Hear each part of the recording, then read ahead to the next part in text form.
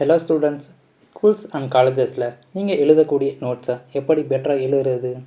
So அப்படி பெட்டராக எழுதுறதுக்காக இந்த வீடியோவில் ஒரு 5 டிப்ஸ் சொல்லியிருக்கேன்.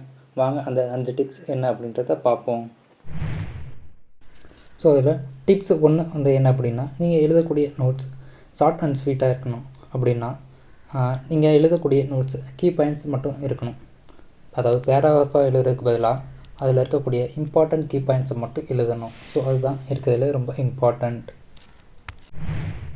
நெக்ஸ்ட்டு 2வது டிப்ஸ் என்ன அப்படின்னா, நீங்கள் எழுதக்கூடிய நோட்ஸுக்கு ஒரு ஸ்ட்ரக்சர் இருக்கணும். ஸ்ட்ரக்சர் அப்படின்னா என்ன அப்படின்னா, நீங்கள் எழுதக்கூடிய நோட்ஸுக்கு ஒரு ஹெட்டிங்கோ ஆர் சப் ஹெட்டிங்கோ இருக்கணும். ஸோ அதுதான் ரொம்ப இம்பார்ட்டண்ட். 3வது டிப்ஸ் என்ன அப்படின்னா, கலர்ஃபுல்.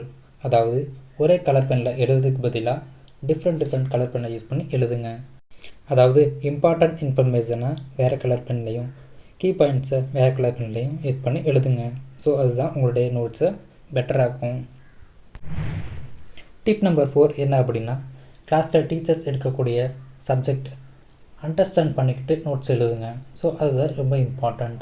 நீங்கள் அண்டர்ஸ்டாண்ட் பண்ணதை வச்சு கீ பாயிண்ட்ஸை மேக் பண்ணுங்கள். உங்களுடைய நோட்ஸை நீங்களே மேக் பண்ணுங்கள். ஸோ அதுதான் டிப் நம்பர் 4. ஸோ 5வது டிப்ஸ் என்ன அப்படின்னா, நீங்கள் எழுதின நோட்ஸை நீங்களே ரிவ்யூ பண்ணி பார்க்கணும். ஸோ எண்ட் ஆஃப் த டே நீங்கள் உங்களுடைய நோட்ஸை பார்க்குறப்போ அந்த நோட்ஸ் உங்களுக்கு ஈஸியாக மெமரைஸ் பண்ணுறதுக்கும் ரிட்டைன் பண்ணுறதுக்கும் யூஸ்ஃபுல்லாக இருக்கும்.